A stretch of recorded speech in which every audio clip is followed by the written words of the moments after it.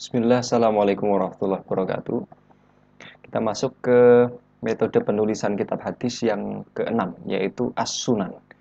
Nah, As-Sunan ini jamak dari sunnah ya.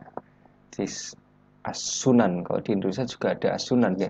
Tapi Sunan Kalijogo, Sunan Bonang gitu ya. Nah, itu bukan yang itu maksudnya. As-Sunan ini adalah salah satu model penulisan kitab hadis ya. Coba kita lihat pengertiannya. Nah, metode penulisan kitab ini menggunakan model bab fikih dalam babnya itu. Ini kan berarti hampir sama dengan Al-Muwatta ya. Kalau Al-Muwatta kan juga pakai bab fikih tuh. Nah, ini bedanya apa sama Sunan nih? Nah, kalau Sunan, kitab Sunan dan kitab Muwatta itu hampir sama dalam susunan babnya. Tapi berbeda kalau kitab Sunan itu di dalam kitab ini hanya memuat hadis-hadis yang marfu, yang disandarkan kepada Nabi gitu, bukan hadis-hadis yang disandarkan kepada sahabat maupun generasi setelahnya yaitu tabi'in. Kalau muwatta itu kan yang dimuat di dalam al-muwatta itu hadis-hadis marfu, kemudian hadis-hadis mauquf dan maktu. Bahkan nanti ada komentar dari Imam Malik ya, pemilik kitab itu. Ini mudah insya Allah. Nanti coba kita lihat di Maktabah Samilah nanti.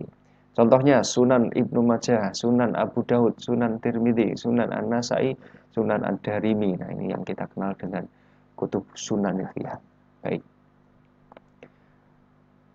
Kita lihat dulu ke Maktabah Samilah coba. Kita lihat ke Maktabah Samilah ada apa di kitab Sunan. Nah, saya tutup dulu ini tadi belum ditutup ya. Oke, kita buka sini. Kemudian tulis aja sini Sunan Abi Daud misalkan. Ini sudah ada langsung ya. Nah, ini yang atas. Sunan Abi Daud kita buka di sini. Sunan Abi Daud. Baik, kita lihat langsung ke babnya aja. Kita lihat langsung ke babnya. Ini bab-bab di dalam kitab hadis Sunan Abi Daud mempergunakan metode bab dalam disiplin ilmu fikih. Ini bab 1 kitabut toharo. Nanti bab 2 ada kitabus sholat. Sampai seterusnya nanti ada kitabul luqotoh, kemudian al-itqu, ada kitabu al macam-macam ini ya, ini sampai ke bawah al-at'imah al-asribah.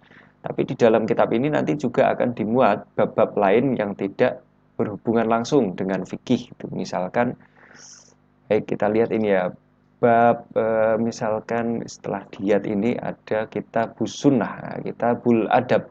Ini kan berkaitan dengan adab ya. Kita buka misalkan kitabul adab. Nah, di dalamnya ada husnul khuluq, ada haya, tentang keutamaan rasa malu, ada wikor, ada al-hilm, ada akhlak, akhlaknya Nabi, banyak sekali. Ini julus bainal dhillu wasyam, ini juga adab. Nah, ini kitab-kitab adab. Tapi meskipun masuk juga di dalamnya bab tentang adab, tetapi mayoritas bab yang ada di dalam kitab ini menggunakan susunan dalam disiplin ilmu fikih, sehingga ini disebut dengan sunan. Nah, bedanya dengan muwatta apa? Kalau di dalam sunan, hadis-hadisnya semuanya marfu, semuanya sampai tersandar kepada Nabi semua. Bukan merupakan hadis yang kalamnya sahabah maupun atau disebut dengan asar sahabah maupun asar tabi'in setelah sahabah. Ini nanti bisa dibaca semuanya ini qala Nabi, jadi sandarannya kepada Nabi. Baik, itu adalah kitab Sunan ya. Kita kembali ke sini.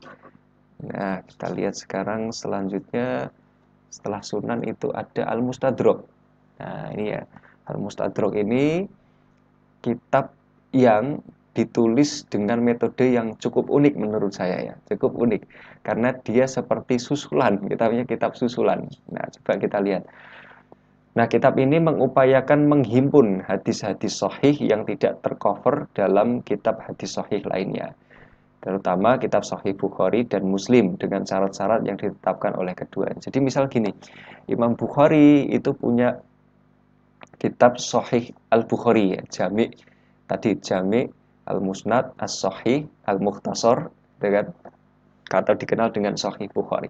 Nah, Sahih Bukhari itu kan kitab hadis yang di dalamnya kitabnya mengandung hadis-hadis sahih semua.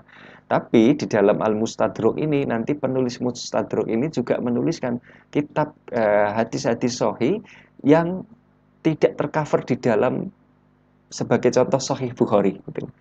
Jadi seolah-olah ini kitab susulan ini loh. Kali-kali aja Imam Bukhari kok belum memasukkan kitab ini, mungkin hadis ini mungkin kelupaan atau tertinggal atau sebab apa gitu. Akhirnya disusulkan dengan standar yang ditetapkan oleh Imam Bukhari gitu. Jadi misalkan di sini saya contohkan ada Mustadraknya Imam Hakim ini atau Al-Lizamatnya Imam Daruqutni. Meskipun Imam Daruqutni juga punya kitab Sunan Daruqutni ya juga ada. Tapi Imam Daruqutni juga punya Al-Lizamat ini sama dengan metodenya Mustadrak sama.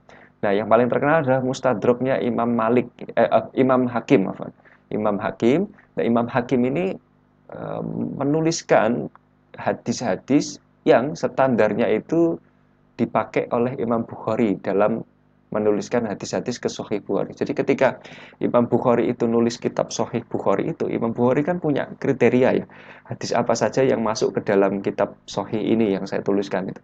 Nah, kriteria itu diambil, dipinjam oleh Imam Hakim ya kan untuk melihat hadis-hadis lain yang serupa yang masuk ke dalam kriteria ini tetapi tidak masuk ke dalam Sahih Bukhari sebagai contoh.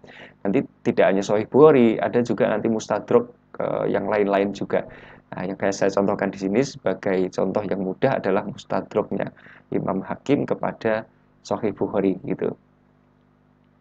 Baik, intinya seperti itu sehingga Mustadrak ini umpama kitab susulan ya, umpama kitab yang disusulkan untuk melengkapi kitab sahih yang lain itu.